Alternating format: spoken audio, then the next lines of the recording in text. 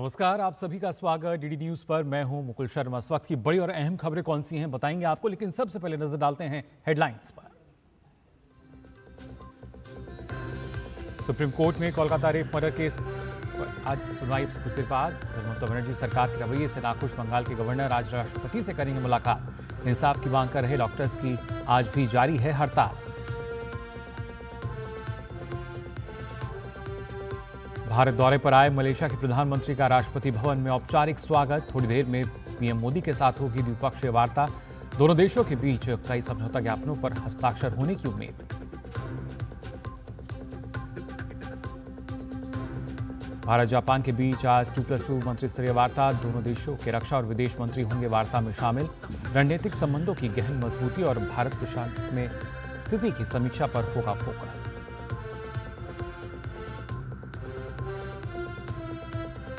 जम्मू कश्मीर में 18 सितंबर को होने वाले पहले चरण की 24 विधानसभा सीट के लिए अधिसूचना। आज 27 अगस्त तक नामांकन दाखिल करने का समय।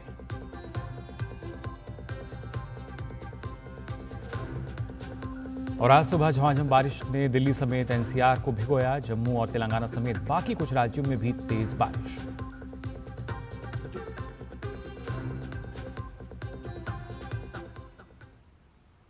और आइए अब खबरें देखते हैं विस्तार से। सबसे पहले अगर बात की जाए कोलकाता मामले को लेकर, अब से थोड़ी देर में कोलकाता के आरजीकर मेडिकल कॉलेज में ट्रेनी डॉक्टर की बलात्कार और हत्या के मामले में सुप्रीम कोर्ट में सुनवाई शुरू होगी।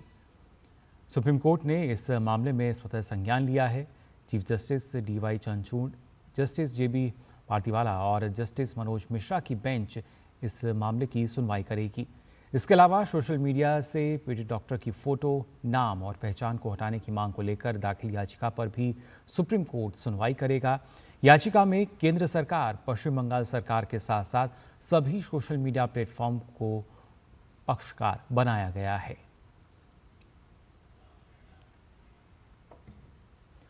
और वहीं लड़कियों को सेक्स की इच्छा पर नियंत्रण रखने की नसीहत देने वाले कलकत्ता हाई कोर्ट के फैसले को सुप्रीम कोर्ट ने रद्द किया है। सुप्रीम कोर्ट ने आज फैसला देते वक्त रेप के लिए दोषी को निचली अदालत से मिली 20 साल की सजा भी बरकरार रखी है। पिछले साल कलकत्ता हाई कोर्ट ने ये कहकर सजा खत्म की थी कि नाबालिग लड़की ने स्वेच्छा से संबंध का बयान दिया। इसके साथ ही हाई कोर्ट ने लड़कियों को खुद पर काबू रखने की नसीहत भी दी थी। इस मसले पर सुप्रीम कोर्ट ने स्वतः संज्ञान लेकर सुनवाई शुरू की थी। कोर्ट ने अपने फैसले में इस तरह के मामलों में फैसला लिखने के लिए दिशा निर्देश भी जारी किए हैं।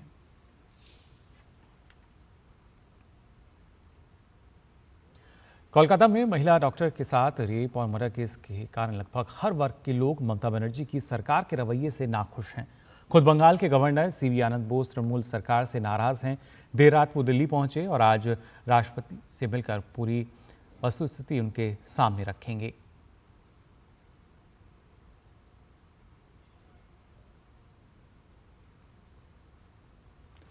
वहीं कोलकाता में आरजीकर मेडिकल कॉलेज के जूनियर डॉक्टर्स की हड़ताल लगातार जारी है। हालांकि डॉक्टर्स ने स्वास्थ्य भवन तक मार्च करने की अपनी योजना को स्थगित कर दिया है, क्योंकि एबीवीपी ने भी आज ही मार्च निकालने की बात की है। वहीं सोमवार शाम राज्य की ममता सरकार ने आरजीकर मेडिकल कॉलेज में वित्तीय अनियमितताओं की जांच के लिए एक एसआईटी का गठन किया है।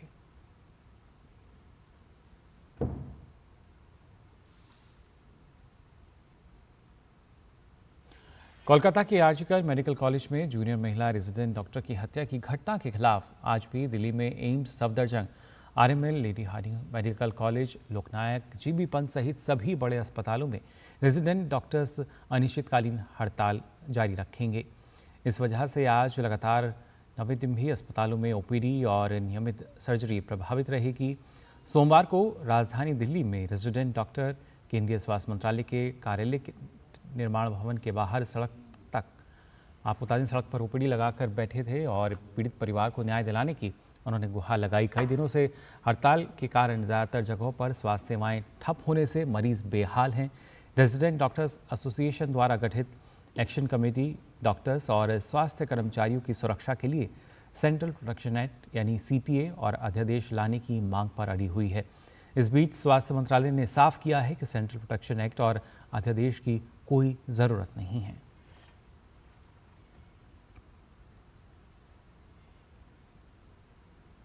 हालांकि स्वास्थ्य एवं परिवार कल्याण मंत्रालय ने सभी केंद्रीय सरकारी अस्पतालों में सुरक्षा बढ़ाने के लिए केंद्र सरकार के अस्पतालों, संस्थानों, एम्स और इसके अलावा आईने के प्रमुख को पत्र लिखा है।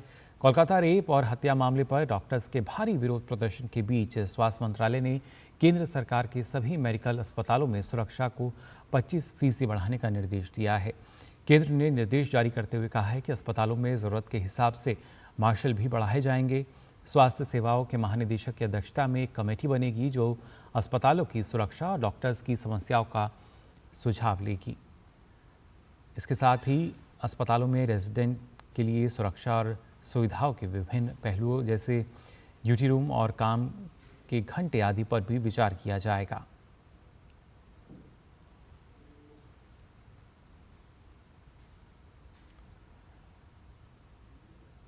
तो यहाँ स्वास्थ्य मंत्रालय का एक बड़ा फैसला जो है वो निकल कर आया है। सुरक्षा जो व्यवस्था जो है उसको बढ़ाने की बात कही गई है करीब 25% तक।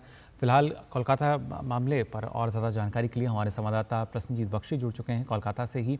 प्रसन्नजीत, अगर बात की जाए इस पूरे मामले को लेकर लगातार जो हड़ताल का 9वां दिन भी चल रहा है और उसके साथ साथ हमने देखा कि जो नई बात की अगर बात की जाए SIT का गठन किया गया है, फिलहाल वो किस तरीके से एक जो कार्रवाई है वो चल रही है?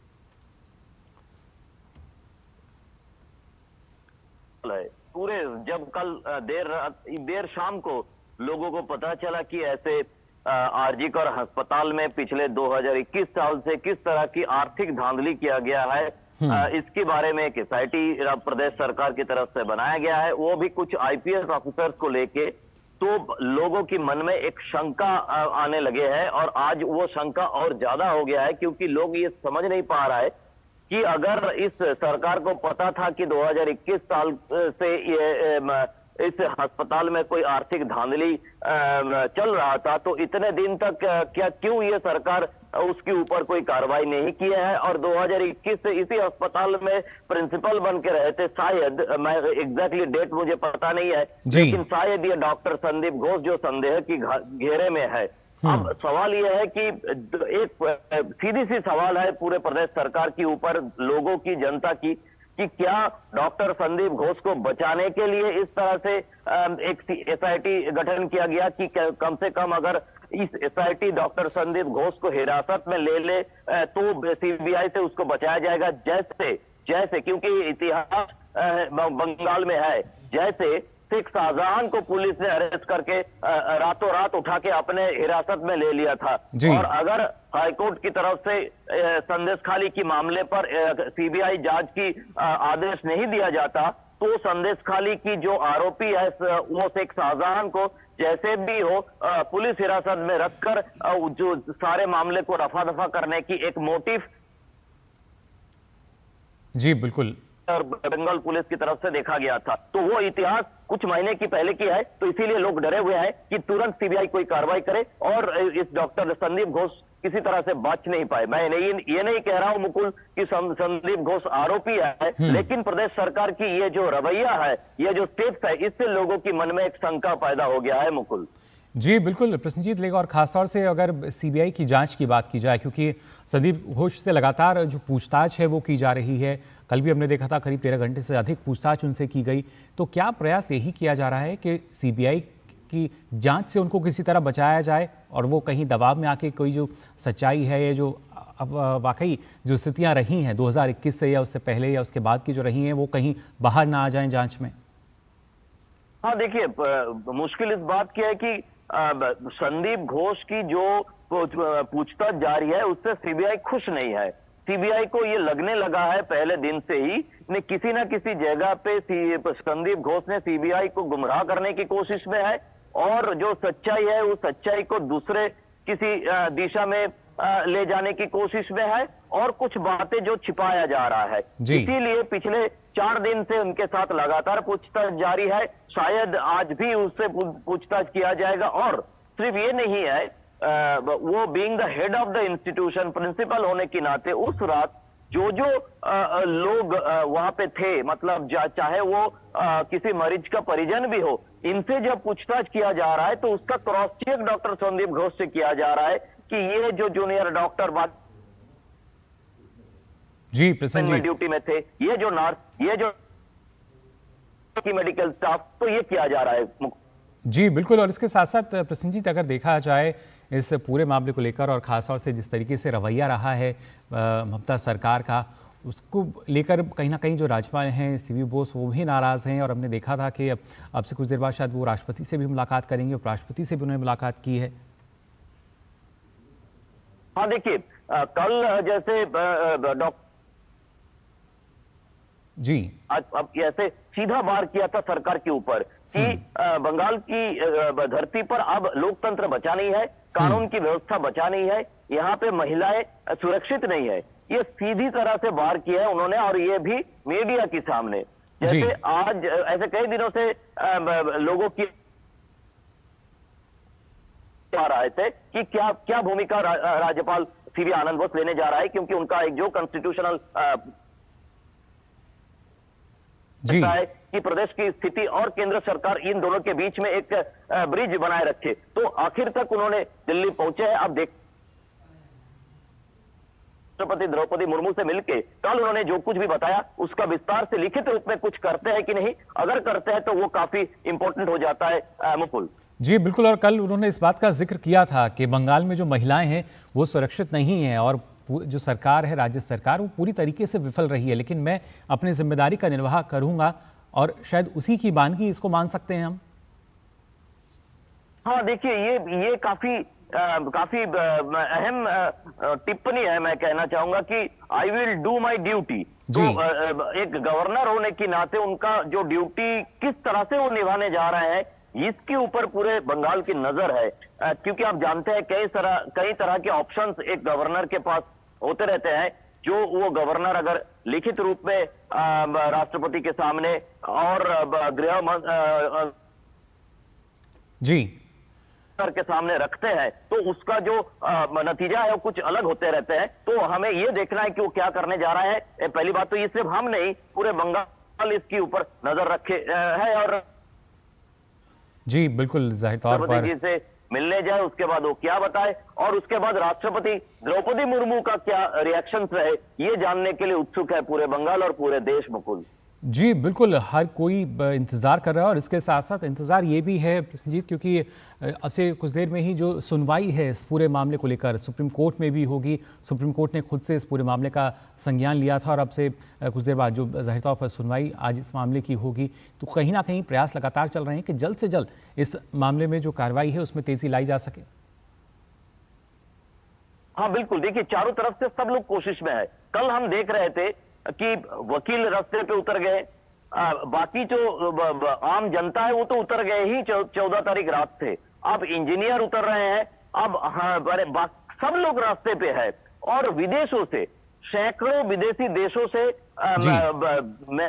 वीडियो आ रहा है, मैसेज आ रहा है कि लोग, ये सिर्फ बंगाली की बात नहीं है, ये सिर्फ पश्चिम बंगाल की बात नहीं है, ये जो भारतीय मूल के लोग विदेशों में है, स्वीडन का पता चला हमें, अमेरिका का पता चला, ऑस्ट्रेलिया का पता चला, इंग्लैंड का पता चला, ये सब जगह पे लोग, जब उन लोगों को वक्त मिल रहा है, वो अपना विरोध जताने के लिए किसी ना किसी जगह पे एकजुट होके वी वांट जस्टिस इस मैसेज को भेजने की और दुनिया तक पहुंचाने की काम कर रहे हैं। तो ये जो है, ये एक ऐसी स्थिति बन गया है, एक नतीजे तक अगर हम नहीं पहुंच पाते हैं तो मुश्किल है जनता की आक्रोश को रोक के रखना। मुकुल जी बिल्कुल, और उसी वजह से अगर देखा जाए प्रसन्नजीत, क्योंकि लगभग जो सुनवाई है वो शुरू भी हो गई है, लेकिन कि जो जनता का आक्रोश है, क्योंकि ये आक्रोश सिर्फ एक घटना को लेकर नहीं है, अब से पहले भी इस तरह के तमाम जो अलग अलग हम कह सकते हैं मामले निकल कर आए हैं, लेकिन वहाँ पर भी ममता सरकार का वही रवैया रहा, और यहाँ पे उनसे उम्मीद की जा रही थी कि शायद इस बार कुछ वो एक सख्त कार्रवाई करती हुई नजर आएंगे, लेकिन इस बार भी निर्ममता वाली ही स्थिति जो है उनकी नजर आई। बिल्कुल, देखिए ना, हाँ, इसके पहले कई ऐसा स्टेटमेंट ममता बनर्जी ने दिए हैं जो पूरे नारी समाज के लिए और पूरे समाज के लिए काफी शर्मनाक है। उन्होंने किसी एक नाबालिग को बता दिया कि वो प्रेग्नेंट थी, और वो जो तृणमूल कांग्रेस नेता की बेटे ने उसको मार दिया है, उसके साथ प्रेम संबंध में थे। अगर ऐसा भी है तो मतलब ये क्या, इसका मतलब क्या है? अगर वो प्रेग्नेंट भी थी, अगर वो प्रेम के संबंध भी थी, तो इससे उसको रेप करके जला देना ये कहाँ का जायज बात है? अब मैं अपने जो शोज होते हैं बंगाल में उसमें मैं बताता हूं कि अगर इस तरह की किसी भी बात के बारे में बताया जाता है तो तृणमूल कांग्रेस पूरे इनक्रेडिबल इंडिया की तरह पूरा भारत भ्रमण में निकल जाता है। क्या मणिपुर में क्या हुआ है, क्या उन्नाव में क्या हुआ है, क्या गुजरात में क्या हुआ है, क्या एकदम देख देख के तमिलनाडु बाद है, एकदम देख देख के केरल बाद है। तो ये जो एक भारत भ्रमण में निकल जाते हैं और अपने जो मैं इस तरह की भाषा नहीं इस्तेमाल करना चाहता हूं, लेकिन अपना पीछे कपड़ा फटा हुआ है ये तो देखना चाहिए।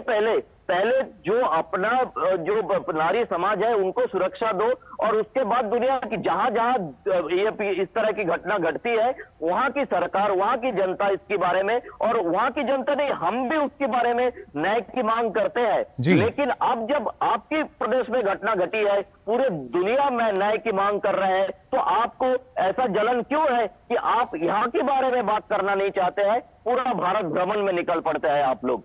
मुकुल जी बिल्कुल, जाहिर तौर पर जब उनसे सवाल पूछे जाते हैं तो आदत वही है आदतन कि जो दूसरे हैं उन पर सवाल उठा लिए जाते हैं, लेकिन अपने राज्य की जो स्थिति है वो संभाले में नहीं आ रही। कानून व्यवस्था की बात की जाए, महिला सुरक्षा की बात की जाए, और खासतौर से प्रसन्नजीत ये तमाम ऐसे अहम मुद्दे थे जो लगातार कई वर्षों से चले आ रहे हैं। और अब तो हम देख भी पा रहे हैं जिस तरीके से जो एक बड़े पैमाने पर जो प्रदर्शन हो रहा है, जो विरोध उनका हो रहा है, क्योंकि ना सिर्फ अगर बात की जाए छात्रों की हम बात करें या दूसरे भी जो समूह हैं वो कहीं ना कहीं अब पूरी तरीके से विरोध में है, क्योंकि जो आवाज़ को दबाने की कोशिश की जा रही है वो साफ तौर पर देखा जा सकता है। देखिए मुकुल, ये मैं किसी तरह से समझ नहीं पा रहा हूं कि एक पुलिस ऑफिसर को पीड़िता का बॉडी देखकर ये पता क्यों नहीं चला कि ये सुसाइड नहीं हो सकता। क्या है अलग बात है। एक डॉक्टर को 9 तारीख सुबह पीड़िता का डेड बॉडी देखकर क्यों नहीं पता चला है कि ये सुसाइड नहीं हो सकता।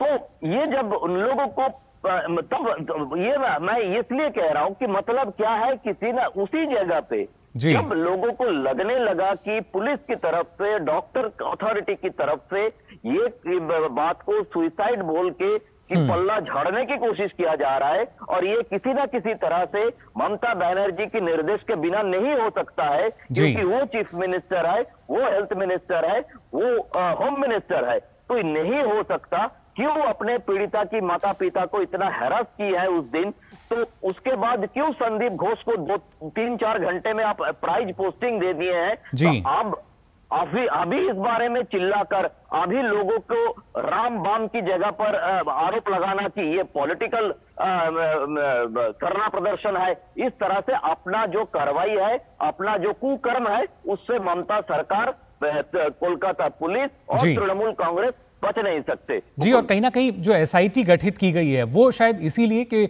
अब तक जिस तरीके से विफल रही है उस पर पर्दा डालने का काम किया जाएगा, क्योंकि पहले एक नाटकीय ढंग से कहानी बताती जाती है सुसाइड की, लेकिन असली मामला कुछ और था। हाँ देखिए, ये फिनेंशियल एसआईटी ये काफी जरूरी है इसके ऊपर आलोकपात करना, क्योंकि क्यों, और अगर आरजीकर हॉस्पिटल में मैं सीधी बात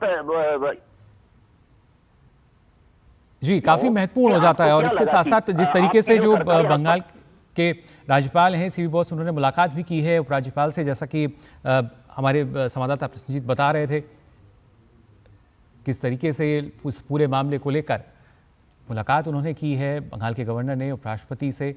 और हालांकि अगर बात की जाए, क्योंकि तमाम मुद्दे हैं और जिस तरीके से बंगाल में मौजूदा स्थिति बनी हुई है उसको लेकर माना जा रहा था कि यहाँ पे ये मुलाकात हुई है, लेकिन इसके साथ साथ इससे पहले भी हमने देखा था कि जो राज्यपाल हैं सीवी बोस, उन्होंने इस बात का जिक्र किया था कि बंगाल में जो महिलाएं हैं वो सुरक्षित नहीं हैं और राज्य सरकार जो है वो पूरी तरीके से विफल रही है। महिला सुरक्षा की बात की जाए या कानून व्यवस्था की बात की जाए, हर मोर्चे पर विफल रही है सरकार, और उसी वजह से जो आम जनता है उसका भी भरोसा सरकार पर नहीं रहा है, राज्य सरकार पर नहीं रहा है। फिलहाल ये तस्वीर आप देख पा रहे हैं बंगाल के गवर्नर जिन्होंने उपराष्ट्रपति से मुलाकात की। तो इस मामले को लेकर लगातार आपको हम बता रहे हैं क्या ताज़ा स्थितियां बनी हुई हैं, और ख़ासतौर से प्रसन्नजीत, अगर देखा जाए क्योंकि उपराष्ट्रपति के साथ तो मुलाकात हो गई, जो राज्यपाल हैं उनकी, और किस तरीके से आज माना जा रहा है कि शायद आज शाम में या उसके बाद अगर समय रहता है तो शायद वो गृह मंत्री अमित शाह से भी मुलाकात करेंगे और जिस तरीके की स्थितियां बनी हुई हैं उसके बारे में जानकारी देंगे। देखिए, ये प्रशासनिक क्या डिसीजन है इसके बारे में तो हम बता नहीं सकते, लेकिन पूरे बंगाल में और पूरे देश में लोगों की एक उम्मीद है कि किसी न किसी जगह पे जो महामहिम डॉक्टर सीवी आनंद बोस, उन्होंने एक ऐसे रिपोर्ट दे जी केंद्रीय सरकार को और बाकी जो लोग अपने स्तर पर बैठे हुए हैं पूरे देश की गार्जियन के हिसाब से, उनको पता चले कि हकीकत क्या है। ये दिखा, आप जो दिखा रहे हैं कि पूरे हाईकोर्ट के जितने सारे लॉयर्स है वो रास्ते पे उतर के आ गए थे कल। तो ये जो हकीकत है, इस हकीकत के बारे में अभी पूरा देश को पता चल गया है। अब इसके ऊपर कुछ एक्शन लेने के लिए लोगों की जो मांगे हैं, जनता की जो मांगे हैं कि ऐसा कुछ हो कि हम कहीं से, कभी हमने यहाँ पे देखता है कि एक सरिया कोर्ट लगाया जाता है, एक कैंगारू कोर्ट लगाया जाता है, वहां पे तृणमूल कांग्रेस की कोई नेता बर्बर तरीका से एक दंपति को मारते पीटते हैं और बाद में वहां पे तृणमूल कांग्रेस के विधायक कहता है कि बंगाल में कुछ कुछ जगह पे सरिया कानून तो चलते ही रहते हैं। हम संदेश खाली को देखे हैं, वहां पे फेक स्टिंग ऑपरेशन करके हम जैसे पत्रकारों को बदनाम करने की कोशिश किया गया है। इस बार भी जो लोग अपने सोशल मीडिया पे जी जाहिर तौर पर कहीं ना कहीं जो आवाज उठ रही है उसको दबाने की कोशिश की जा रही है। फिलहाल बहुत बहुत शुक्रिया हमारे साथ जुड़ने के लिए प्रसन्नजीत। तो इस पूरे मामले में हमारे संवाददाता प्रसन्नजीत बता रहे थे क्या ताज़ा स्थिति बनी हुई है और ख़ासतौर से इसको लेकर लगातार जो खबरें आ रही हैं उनकी भी आपको हम यहाँ जानकारी दे रहे हैं। और ख़ासतौर से अब आइए रुख करेंगे किस तरीके से अगर बात की जाए प्रधानमंत्री और उसके साथ साथ अगर मलेशिया के प्रधानमंत्री की हम बात करें, इनकी मुलाकात हुई है, वही तस्वीर आपके साथ हम साझा कर रहे हैं किस तरीके से दोनों की जो मुलाकात हुई है। अब से पहले हमने देखा था राष्ट्रपति भवन में इनका औपचारिक स्वागत हुआ था, लेकिन फ़िलहाल ये तस्वीरें आप देख रहे हैं। इन तस्वीरों में प्रधानमंत्री नरेंद्र मोदी और साथ ही मलेशिया के मंत्री हैदराबाद हाउस से ये तस्वीरें आप फिलहाल देख पा रहे हैं। दोनों देशों के बीच अगर बात की जाए, ना सिर्फ आर्थिक तौर पर हम बात करें, सांस्कृतिक तौर पर बात की जाए तो काफ़ी संबंध जो हैं वो बहुत ज़्यादा मजबूत हैं। और इस मुलाकात के बाद माना यही जा रहा है कि इन संबंधों में और ज़्यादा मजबूती आएगी। दोनों देशों के बीच द्विपक्षीय संबंधों की बात की जाए, आर्थिक संबंधों की हम बात करें, और अब से कुछ देर बाद जो द्विपक्षीय मुलाकात है वो भी होगी। लेकिन उससे पहले की तस्वीरें हैदराबाद हाउस से आप देख सकते हैं। मलेशिया के प्रधानमंत्री और साथ ही प्रधानमंत्री नरेंद्र मोदी के बीच की मुलाकात तस्वीरों में आप देख सकते हैं। और ख़ासतौर से मलेशिया की अगर हम बात करते हैं तो एक ऐसा देश है जहाँ पे करीब 29 लाख से अधिक जो भारतीय हैं और विश्व में तीसरा सबसे बड़ा ऐसा देश जहाँ पे इतनी बड़ी संख्या में भारतीय प्रवासी रहते हैं। उसके साथ साथ पर्यटन के लिहाज से भी अगर देखा जाए तो कहीं ना कहीं मलेशिया जो है वो करीब 5वें स्थान पर आता है भारत के लिहाज से। इसके अलावा ना सिर्फ आसियान की जब हम बात करते हैं तो उसमें भी व्यापारिक संबंधों में काफ़ी प्रगढ़ता और मजबूत स्थिति में मलेशिया और भारत। फिलहाल मलेशिया के प्रधानमंत्री जो हैं वो भारत के दौरे पर हैं और इस पर और ज़्यादा जानकारी के लिए हमारे संवाददाता तापस भट्टाचार्य हमारे साथ जुड़े हैं। तापस, अगर बात की जाए, क्योंकि ना सिर्फ भारत बल्कि मलेशिया, ये दो ऐसे देश हैं जो कि सांस्कृतिक तौर पर, आर्थिक तौर पर एक बहुत मजबूत गहरे संबंध दोनों देशों के हैं और इस मुलाकात के बाद माना जा रहा है कि और भी ज़्यादा प्रगाढ़ता जो है इन संबंधों में आएगी।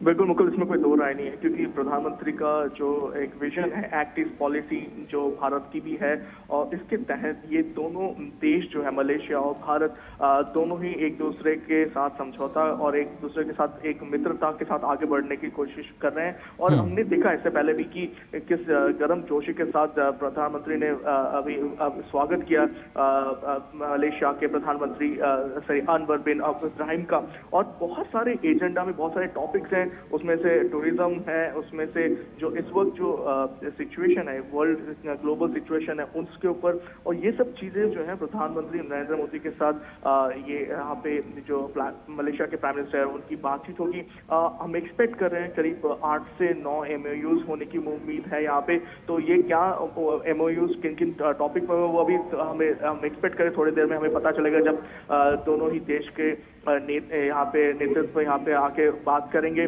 तो तब ज्यादा पता चलेगा। लेकिन एक बात तो है कि यहाँ पे बहुत सारे मल्टी सेक्टरल कोऑपरेशन जो है, मतलब बहुआयामी बात जो है, उन चीजों पे बातचीत चलेगी। और ये जानना बहुत जरूरी है कि मलेशिया जो है भारत का बहुत बड़ा एक लार्जेस्ट ट्रेडिंग पार्टनर तैयार हुआ है। मतलब अगर मैं भारत की मलेशिया की बात करूं तो ये 16वां लार्जेस्ट ट्रेडिंग पार्टनर है भारत का। और इंडिया भी, भारत भी इनके साथ जो मलेशिया के साथ जो ट्रेडिंग होती है उसमें करीब उनके हिसाब से भारत 10वें नंबर पे आता है। तो बायलैटरल ट्रेड तो बहुत ज्यादा महत्वपूर्ण हो जाता है इन दोनों देशों के बीच। इनफैक्ट पिछले फिस्कल तक अगर हम बात करें तो करीब 20 बिलियन US$ की ट्रेड इन दोनों देशों के बीच में हुई है। दोनों ही देश एशियन मेंबर कंट्रीज भी है। और मलेशिया जो है एशियन कंट्री में तीसरा लार्जेस्ट ट्रेडिंग पार्टनर है भारत का। और उनके साथ हिस्टोरिकल जो ऐतिहासिक संबंध है, ये भी दोनों देशों में बहुत ज्यादा है। तो ये पहली मलेशिया प्राइम मिनिस्टर की विजिट है भारत में। तो ये बहुत देखना दिलचस्प होगा कि किस तरीके से ये जो रिलेशन है इन दोनों को लेके जाते हैं, क्योंकि बहुत, जैसे मैंने कहा, 20 बिलियन US$ का ट्रेड है, इसको आगे लेके जाना है। इसमें नए नए आयाम ढूंढने पड़ेंगे। इकोनॉमिक, मैं हमेशा कहता हूं कि दोनों देशों के बीच में जो बातें होती है, हिस्टोरिकल पर्सपेक्टिव भी है, सब कुछ है, लेकिन इकोनॉमिक्स जो होता है, जो वो बहुत, व्यापार जो होता है वो बहुत अहम हो जाता है। और मलेशिया और इंडिया के बीच में ये बहुत अहम होने वाला है। और टूरिज्म इसमें बहुत बड़ा एक आयाम होने वाला है। जी बिल्कुल, और क्योंकि टूरिज्म का आपने जिक्र किया, पर्यटन जो है मलेशिया के लिहाज से भारत उसका 5वां सबसे बड़ा पर्यटन स्थल भी है, पर्यटन केंद्र भी है। लेकिन जिस तरीके से अभी आप बता रहे थे तापस के, करीब इनमें 20 से अधिक बिलियन अमेरिकी डॉलर का जो कारोबार रहा है पिछले वित्त वर्ष में। लेकिन निवेश की स्थिति की अगर बात की जाए तो भारत में मलेशिया का निवेश भी लगभग 3.3 बिलियन अमेरिकी डॉलर है, और कोशिश यही है इसको बढ़ाया जाए। अब बिल्कुल, इसमें मुकुल कोई दो राय नहीं कि अलग अलग जगहों पे ये, जैसे आपने कहा कि निवेश बढ़ाने की बात है कि भारत के जो लोग वहाँ पे काम कर रहे हैं, जो निवेश भारत का है वो किस तरीके से सिक्योर किया जाए, उसको किस तरीके से आगे बढ़ाया जाए, उस पर बहुत ज्यादा चर्चा होनी चाहिए। एनर्जी सेक्टर जो है वहाँ पे भारत के बहुत ज्यादा कंपनीज काम कर रही है। कंस्ट्रक्शन सेक्टर जो है मलेशिया में, वहाँ पे भारत की कंपनियां काम कर रही है। तो उनके जो हितों की रक्षा करना वो बहुत इंपॉर्टेंट हो जाता है। तो इस पे खासा चर्चा होने की भी हम उम्मीद करें। दूसरी अहम चीज है कि ये दोनों ही कंट्रीज जो है, जैसे मैंने पहले कहा, एशियन मेंबर्स रहे हैं। तो इनके बीच में हमने देखा है कि इससे पहले counter terrorism, maritime security, defence exercises भी हुए हैं। तो डिफेंस में क्या कोई आगे बात निकल के आती है कि नहीं? क्या ये जो दोनों देश हैं, इंडो पैसिफिक जो इंडियन ओशन रीजन है, यहाँ पे किस तरीके से काम करेंगे? क्योंकि इंडियन ओशन में भी इन दोनों का बहुत ज्यादा स्टेक है। और ये दोनों ही कंट्री एक दूसरे के साथ मिलकर काम करने के लिए उत्साहित, क्योंकि एक जो ट्रेड रूट है मलेशिया के साथ इंडिया का, जो ट्रेड रूट है वो बहुत इंपॉर्टेंट हो जाता है। और आपको याद होगा कि इससे पहले मलेशिया और इंडिया ने एक कॉम्प्रिहेंसिव इकोनॉमिक एक एग्रीमेंट किया था, जिसके जरिए ये दोनों इन दोनों देशों ने कोशिश की थी कि किस तरीके से इन दोनों देशों के जो बायलैटरल ट्रेड है और इन्वेस्टमेंट है, दोनों ही देशों की जो इन्वेस्टमेंट है, FIIs की बात करें, FDIs की बात करें, इनको किस तरीके से आगे बढ़ाया जा सकता है दोनों ही देशों में। तो ये एक अहम बात हो जाती है। जैसे मैंने कहा कि भारत के बहुत ज्यादा एनर्जी सेक्टर में, कंस्ट्रक्शन सेक्टर में मलेशिया में बहुत ज्यादा निवेश है। तो उसको, उस पर किस तरीके से आगे और काम किया जाए, वो एक अहम बात हो जाएगी। जी बिल्कुल तापस, और अगर देखा जाए तो करीब 29 लाख की जो आबादी है वो भारतीयों की है मलेशिया में। तो ऐसे में उस लिहाज से भी ज़्यादा हम मान सकते हैं कि जो ना सिर्फ भारतीय बल्कि किस तरीके से जो मजबूत संबंध दोनों देशों के बीच हैं उसमें और ज़्यादा मजबूती मिलेगी। और कई ऐसे सेक्टर्स हैं, जैसे आपने अभी कुछ सेक्टर्स का जिक्र भी किया, क्योंकि इनमें ज़्यादा अवसर हैं और कहीं ना कहीं समय की मांग भी है। जी, समय की मांग है, क्योंकि जैसे मैंने कहा लुक ईस्ट पॉलिसी बहुत दिनों से है, लेकिन एक्टिस्ट होना बहुत जरूरी होता है। किस तरीके से उस पॉलिसी को आगे लेके जाए, उस पर काम किया जाए। ये इंडिया जो पूरा दोनों देश है, ये दोनों फ्री ओपन ट्रेड में बिलीव करते हैं। दोनों ही देश जो है इंडो पैसिफिक जो पूरा रीजन है, इंडियन ओशन जो रीजन है, इसमें काम करना चाहेंगे, क्योंकि मैरीटाइम सिक्योरिटी भी बहुत अहम हो जाता है। मलेशिया एक ऐसी जगह पे जहाँ पे आसपास मैरीटाइम सिक्योरिटी उनके लिए बहुत महत्वपूर्ण हो जाता है। तो कहीं ना कहीं ये बहुत अहम हो जाता है दोनों देशों के लिए कि इन दोनों इन पे पूरी तरह से काम करें।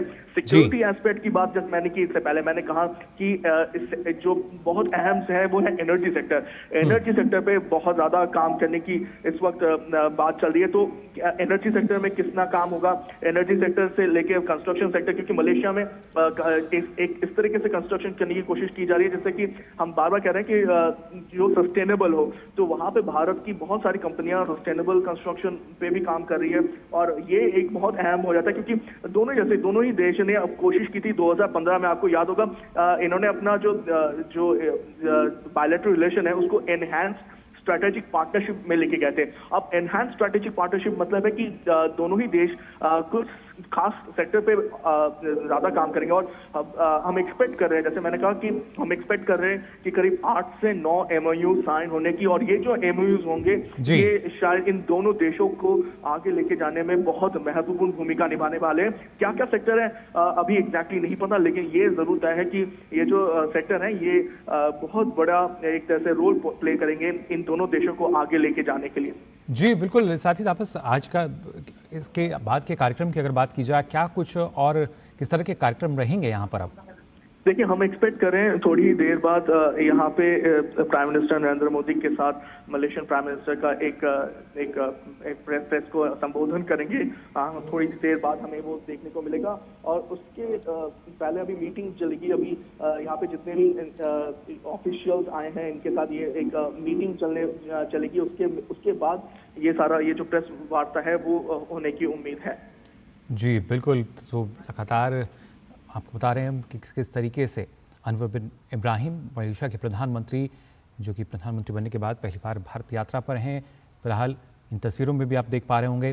तापस, जिस तरीके से हम लगातार कह रहे हैं कि जब आर्थिक स्थिति संबंध जो हैं वो और ज़्यादा दोनों देशों के बीच और ज़्यादा मजबूत होंगे, लेकिन जब भारत की बात की जाती है, भारत के नज़रिए से हम देखें तो विश्व में तेज़ी से उभरती अर्थव्यवस्था, और उस लिहाज से तमाम और जो दूसरे देश हैं जिनके साथ भारत के संबंध आर्थिक रूप से काफ़ी हम मान सकते हैं कि और ज़्यादा मजबूत हो रहे हैं, उस लिहाज से कितना लाभ माना जा सकता है इस मुलाकात को लेकर, इस दौरे को लेकर?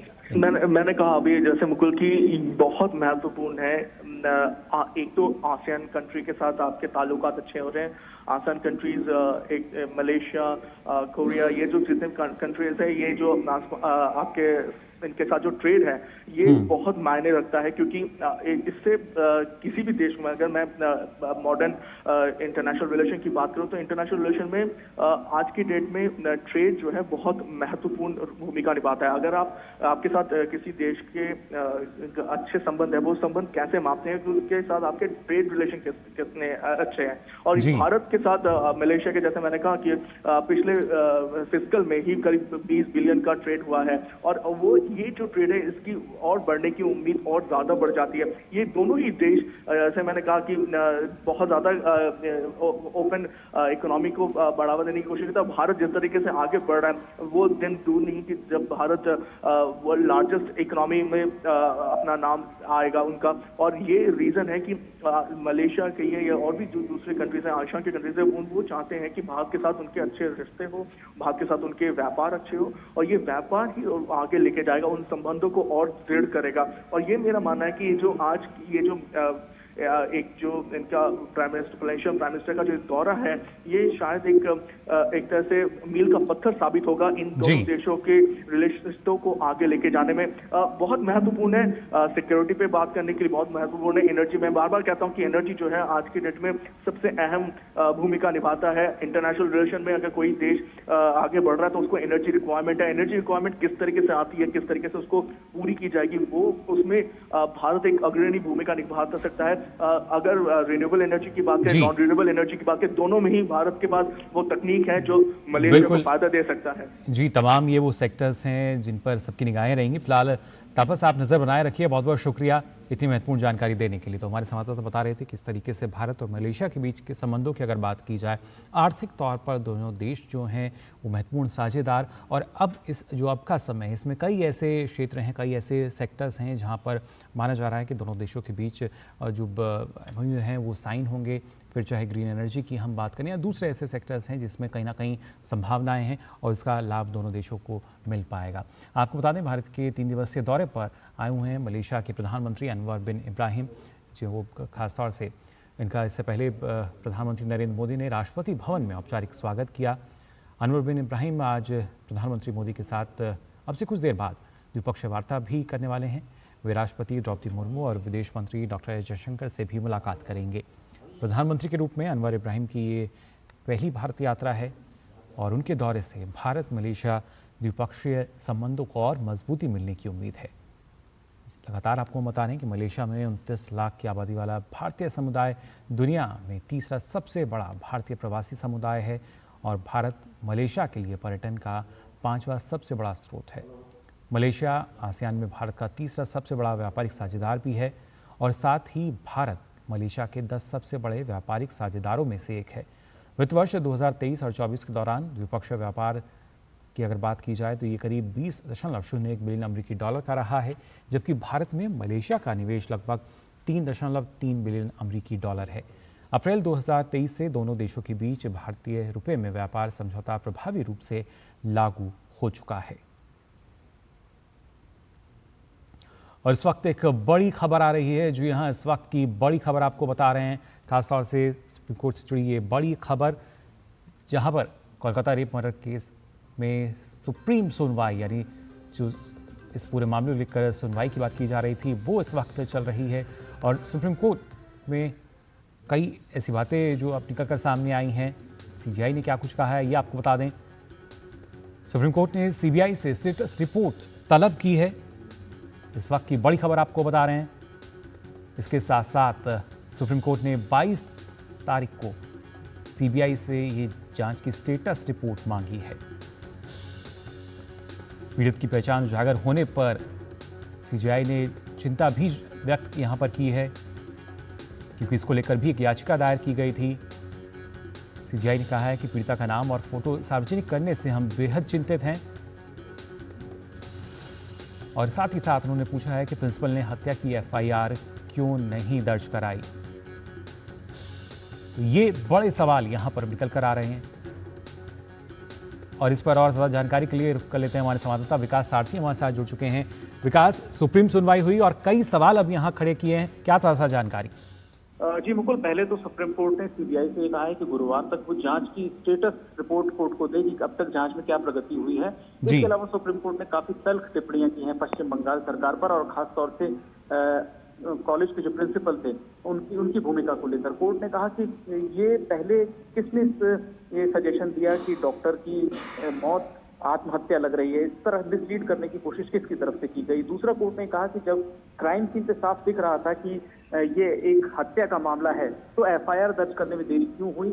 माता पिता की तरफ से FIR दर्ज कराई गई, खुद प्रिंसिपल ने उसी वक्त हत्या की FIR क्यों नहीं दर्ज कराई। इसके अलावा कोर्ट ने कुछ और भी सवाल उठाए कि किस तरह से भीड़, हजारों लोगों की भीड़ अस्पताल में घुस गई, क्राइम सीन को डिस्टर्ब किया, ये कैसे मुमकिन है। ये जो मामले हैं ये बहुत गंभीर हैं।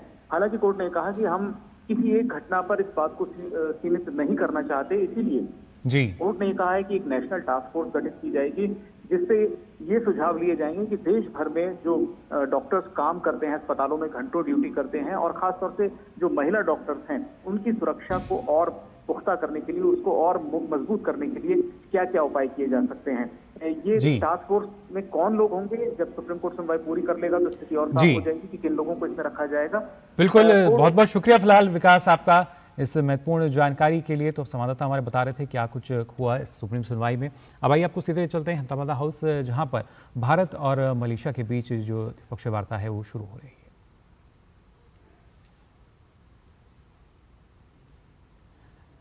आप देख सकते हैं भारत और मलेशिया के बीच ये द्विपक्षीय वार्ता, जिसमें लगातार आपको हम बता रहे थे किस तरीके से जो दोनों देश हैं उन दोनों देशों के बीच और खासतौर से भारत और मलेशिया की जो साझेदारी है आर्थिक रूप से काफ़ी मजबूत, और इस द्विपक्षीय वार्ता के बाद माना जा रहा है कि और भी ज़्यादा मजबूती जो है वो यहाँ मिलती हुई नज़र आएगी आर्थिक तौर पर अगर देखा जाए, क्योंकि जिस तरीके से अब से पहले भी हमने देखा है 2015 में भी जब प्रधानमंत्री ने मलेशिया का दौरा किया था, उसके बाद से ही लगातार किस तरीके से दोनों देशों के बीच जो रिश्ते हैं और प्रगाढ़ हुए हैं।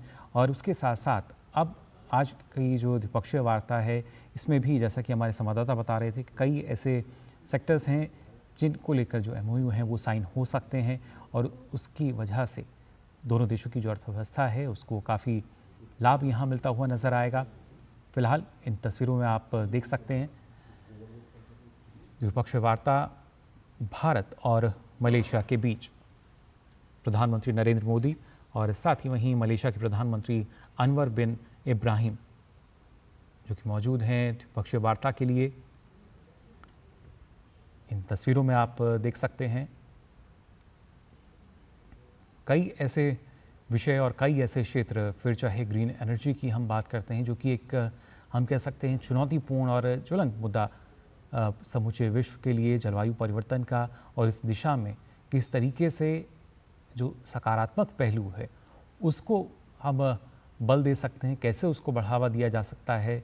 इस सिलसिले में ग्रीन एनर्जी की अगर बात की जाए तो माना जा रहा है कि इसको लेकर इस द्विपक्षीय वार्ता के बाद कुछ महत्वपूर्ण जानकारी जो है वो निकल कर सामने आएगी। कौन कौन से ऐसे क्षेत्र हैं जिसमें और जो MOU हैं वो किए जाएंगे, और ख़ास तौर से जो एक साझेदारी, मजबूत साझेदारी जो अभी तक रही है आर्थिक तौर पर, वो और ज़्यादा मजबूत होती हुई नज़र आएगी। क्योंकि पिछले वित्त वर्ष की भी अगर बात की जाए तो दोनों देशों के बीच द्विपक्षीय व्यापार जो है वो करीब 20 बिलियन अमेरिकी डॉलर्स के करीब रहा था, उससे अधिक रहा था, और माना यही जा रहा है जिस तरीके से इस मुलाकात के बाद भी, द्विपक्षीय वार्ता के बाद भी, कि और ज़्यादा लाभ की जो स्थिति है वो नज़र आएगी। दोनों देशों के बीच जो द्विपक्षीय व्यापार है उसमें इजाफा होगा, और ख़ास तौर से कोशिश यही कि कैसे इसको और बेहतर, सुगम और सरल किया जाएगा, जिससे दोनों देशों के बीच जो व्यापारिक रिश्ते हैं वो और ज़्यादा महत्वपूर्ण हो सकें। और आइए अब रुक करेंगे राष्ट्रपति भवन का, जहां राष्ट्रपति द्रौपदी मुर्मू राष्ट्रीय भूविज्ञान पुरस्कार 2023 को संबोधित कर रही हैं। समझने और उनका सामना करने के लिए भी जियोलॉजी की विस्तृत और गहरी समझ होना आवश्यक है। जियोलॉजी एक बहुत स्पेशलाइज्ड स्टडी है, लेकिन हमारी बोलचाल की भाषा से भी भूगर्भ से जुड़ी घटनाओं के महत्व का पता चलता है।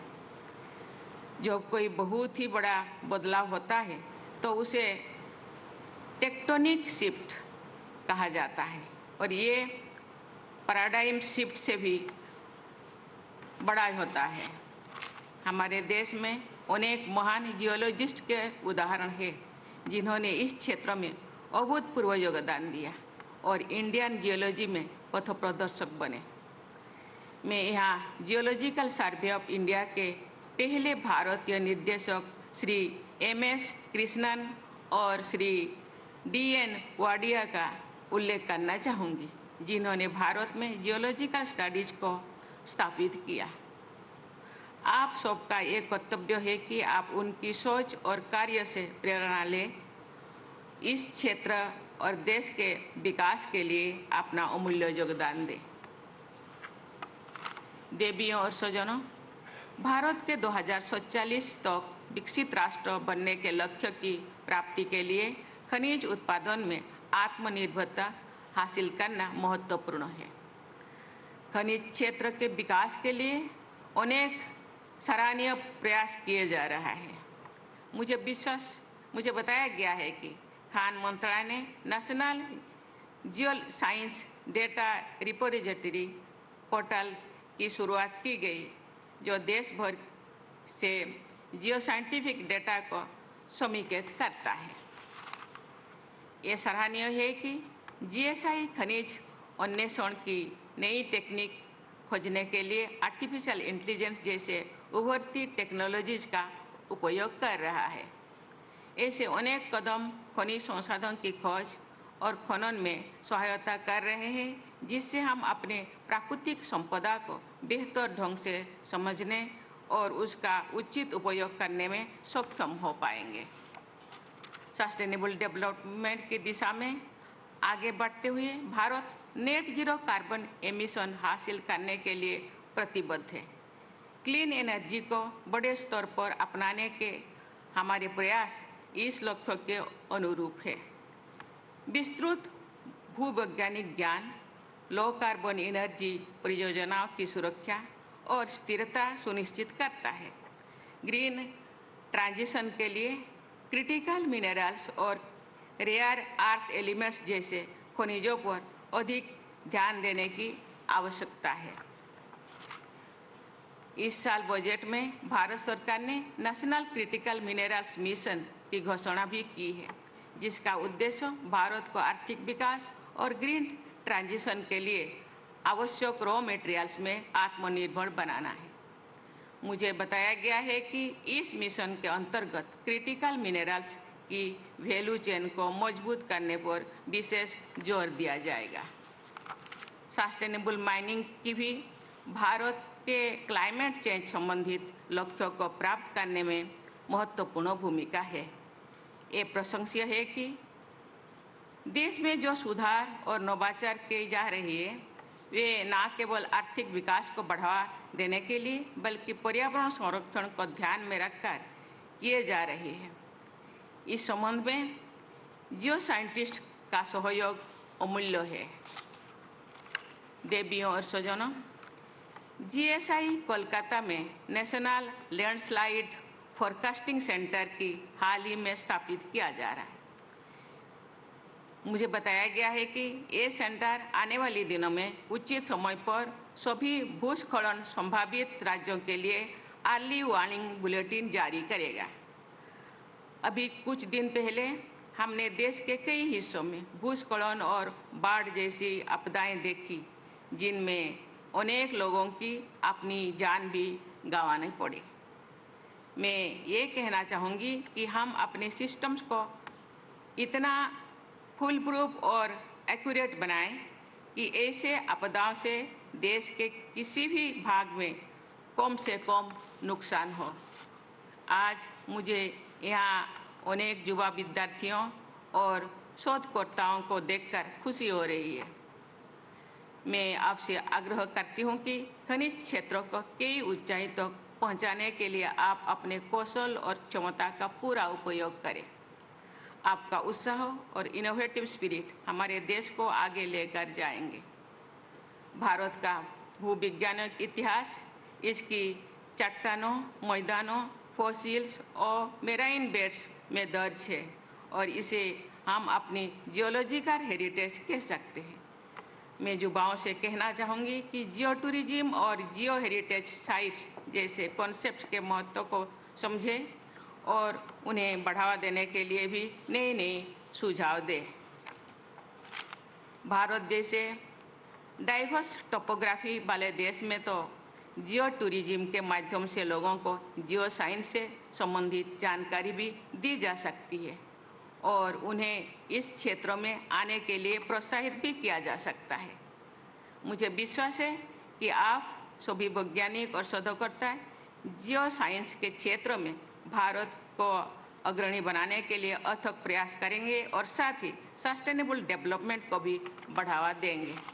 अंत में एक बार फिर मैं सभी पुरस्कार विजेताओं को बधाई देती हूं और आपके उज्जवल भविष्य की कामना करती हूं। धन्यवाद। जय हिंद।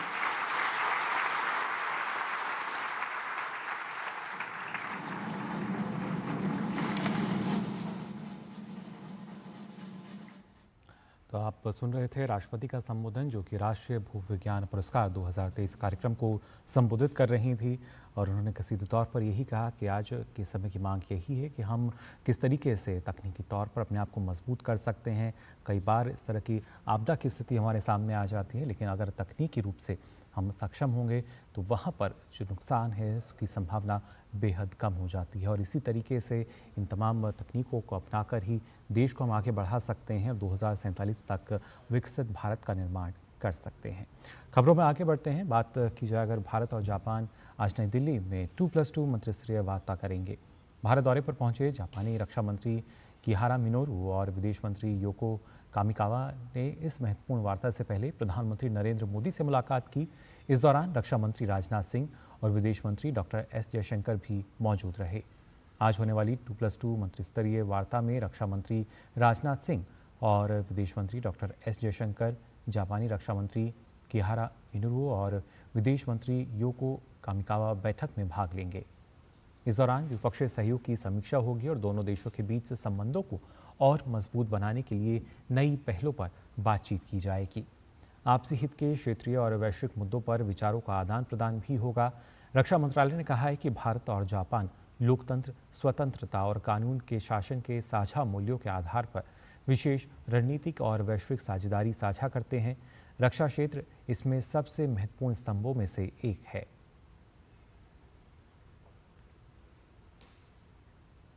वहीं यूक्रेन के प्रवासी भारतीय समुदाय ने प्रधानमंत्री नरेंद्र मोदी को एक पत्र लिखा है। पत्र लिखकर प्रवासी भारतीयों ने प्रधानमंत्री की यूक्रेन यात्रा का स्वागत किया है। उन्होंने लिखा है कि प्रधानमंत्री की यात्रा का बेसब्री से इंतजार किया जा रहा है। साथ ही उन्होंने लिखा कि भारत द्वारा यूक्रेन रूस विवाद में बल प्रयोग को अस्वीकार करने का स्वागत करते हैं।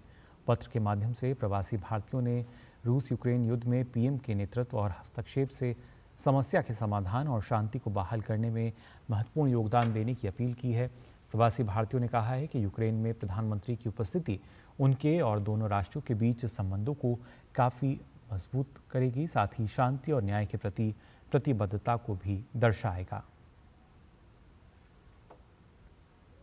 प्रधानमंत्री नरेंद्र मोदी 21 और 22 अगस्त को पोलैंड की यात्रा पर होंगे।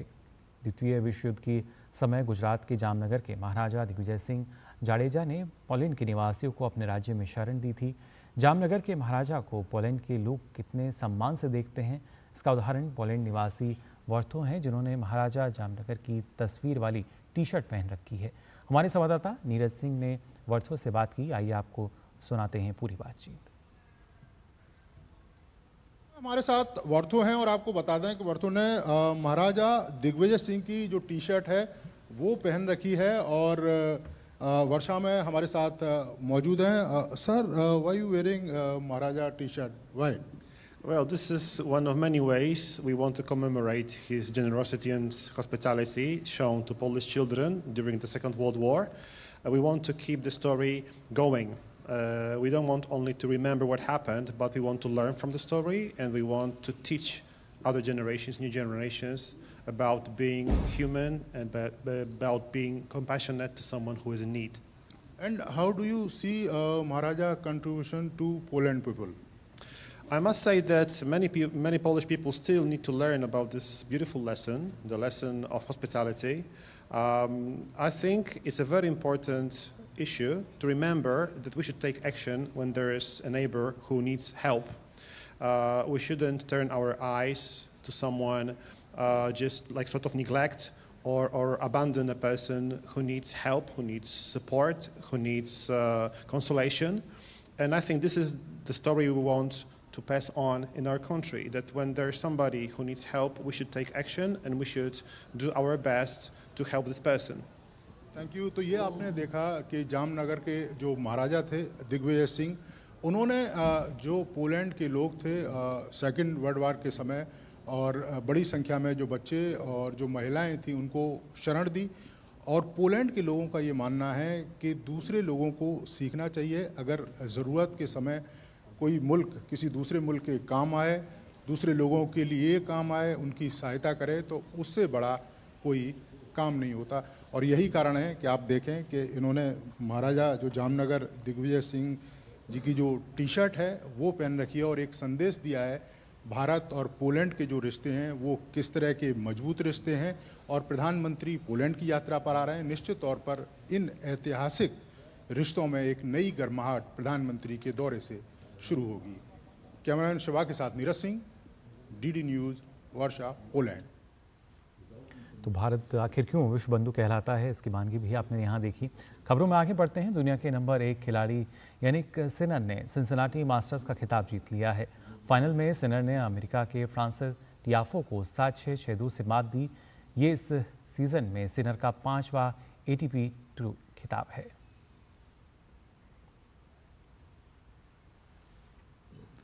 वहीं अरीना सबलेंका ने सिंसिनाटी ओपन का खिताब जीत लिया है। फाइनल मुकाबले में सबलेंका ने जेसिका पेगुलो को 6-3, 7-5 से हराया। सबलेंका को ये मैच जीतने में 76 मिनट लगे। ये जनवरी में जीते गए ऑस्ट्रेलिया ओपन के बाद से सबलेंका का पहला खिताब है। और पेरिस ओलंपिक में कांस्य पदक जीतने वाले भारतीय युवा पहलवान अमन सहरावत ने एक और उपलब्धि हासिल कर ली है। ताज़ा जानकारी कुश्ती रैंकिंग से है, जहां पे अमन विश्व के नंबर 2 पहलवान बन गए हैं। कुश्ती के 57 किलोग्राम वर्ग में अमन फिलहाल 51,600 अंक के साथ दूसरे स्थान पर हैं। अमन के करियर का ये सर्वश्रेष्ठ रैंकिंग है। उन्होंने हाल ही में समाप्त हुए पेरिस ओलंपिक में भारत के लिए कांस्य पदक जीतने में सफलता पाई थी। अमन पेरिस ओलंपिक में पदक जीतने वाले एकमात्र भारतीय पहलवान थे। 21 साल के अमन ओलंपिक में पदक जीतने वाले सबसे युवा भारतीय हैं। पेरिस ओलंपिक से पहले अमन 6ठी रैंकिंग पर थे। और आइए अब नजर डाल लेते हैं कारोबार जगत से जुड़ी कुछ अहम खबरों पर फटाफट अंदाज में। एक अध्ययन में संकेत दिया गया है कि 2025 के दौरान निजी कंपनियों द्वारा किया गया पूंजीगत व्यय उल्लेखनीय रूप से बढ़कर 2.45 लाख करोड़ रुपए हो सकता है, जो वित्त वर्ष 2024 के 1.59 लाख करोड़ रुपए की तुलना में अधिक है। रिजर्व बैंक के मुताबिक पूंजीगत व्यय में बुनियादी ढांचा क्षेत्र सबसे ज्यादा धन आकर्षित कर रहा है। इसमें सड़कें और पुल और बिजली क्षेत्र आगे है। इंडिया ऑस्ट्रेलिया राइज एक्सेलरेटर ने क्लाइमेट स्मार्ट एग्रीटेक में स्टार्टअप्स और MSME से आवेदन आमंत्रित किए हैं। एक्सेलरेटर कार्यक्रम की आरंभिक 9 महीने की अवधि के दौरान भारत और ऑस्ट्रेलिया के चयनित स्टार्टअप और सूक्ष्म, लघु और मध्यम उद्यमों को स्वयं